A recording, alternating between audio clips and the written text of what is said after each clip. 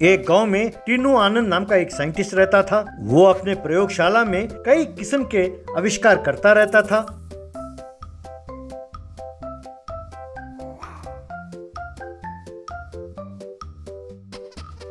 उसके पास एक रोबो था। उस रोबो का नाम था चिट्टी। चिट्टी टीनू के लिए चाय बनाकर लाता था, खाना परोसता था, उसके शरीर का मसाज भी करता था और ऐसे कई काम करता था। एक दिन छोटू नाम का एक चिंदी चोर जेल से छूटकर बाहर आया। जेल के बाहर खड़ा संतरी, ए छोटू, और तुम कितने दिन यूं छोटी मोटी चोरियां करते रहोगे? ईमानदारी की जिंदगी जियो और अच्छा काम करो, दोबारा जेल की तरफ ना आना। ऐसा कहा छोटू। हाँ हाँ, तुम क्यों नहीं कहोगे? अरे तुम्हारा क्या, महीना गुजरते ही तुम्हारे अकाउंट में तुम्हारी तनख्वाह आ जाती है। लेकिन मेरी ऐसी किस्मत कहाँ, महीना काटने के लिए 4 जगह चोरी करनी पड़ती है मुझे। एक और राज की बात बतानी है तुम्हें, जरा नजदीक तो आओ। वो नजदीक आया तो छोटू उसके कान में, 1 महीने से मैंने किसी की जेब नहीं काटी, हाथ में खुजली हो रही है, इसीलिए मैंने तुम्हारी जेब काट दी कहकर वहां से भाग गया।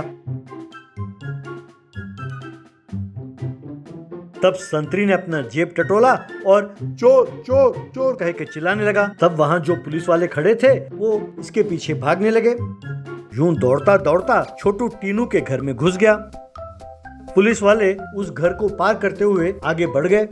छोटू लैब के अंदर घुसकर यहाँ वहाँ देखने लगा। तभी चिट्टी रोबो ने टीनू को चाय ला कर दिया और यहाँ वहाँ देखकर, बस लगता है कोई घर के अंदर घुस गया है, आप कहें तो मैं उसे ढूंढूं। तब टीनू, अरे चिट्टी यहाँ कौन आएगा, और आएगा भी तो क्या चुरा लेगा, जरा जाकर मेरे नहाने का इंतजाम तो करना। ऐसा कहा तो चिट्टी वहाँ से चला गया।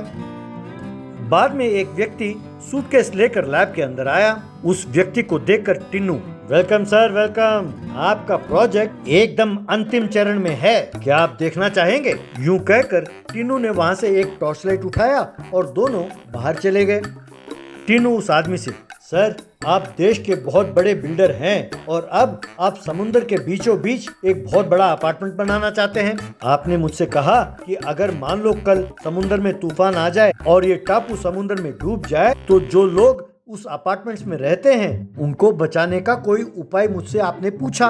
अब मैं आपको दिखाता हूँ कि उन्हें कैसे बचा सकते हैं। यूं कहकर जैसे ही उसने टॉर्च की रोशनी सामने मारा तो वहाँ एक बहुत लंबी सीढ़ी दिखाई दी। तभी वहां एक बहुत बड़ा एरोप्लेन आया और सीढ़ियों के पास जाकर रुका। टीनू और वो व्यक्ति उन सीढ़ियों पर चढ़ते हुए एरोप्लेन के अंदर चले गए।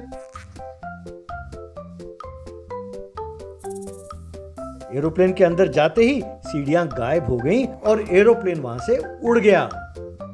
ये देखकर छोटू दंग रह गया। थोड़ी देर बाद वो एरोप्लेन आई और साइंटिस्ट के घर के पास आकर उतरी।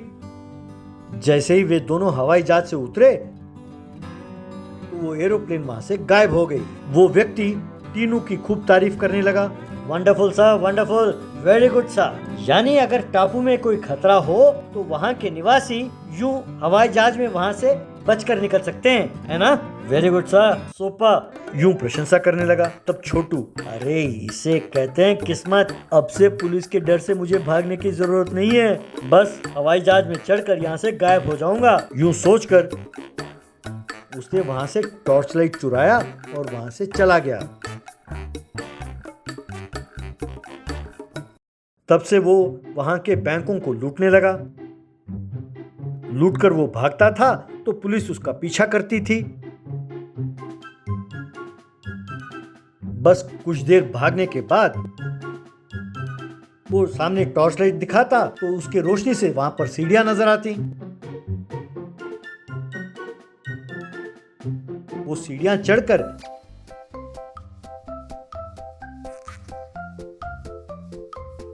हवाई जहाज में बैठकर वहां से गायब हो जाता। ये देखकर पुलिस निराश हो जाती और कुछ कर नहीं पाती।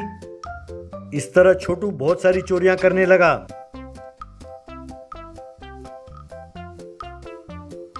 इसी तरह एक बार उसने चोरी की, फिर भागते भागते एक जगह जाकर रुका। उसने जैसे ही टॉर्च की रोशनी दिखाई तो वहां सीढ़ियां प्रकट हुई।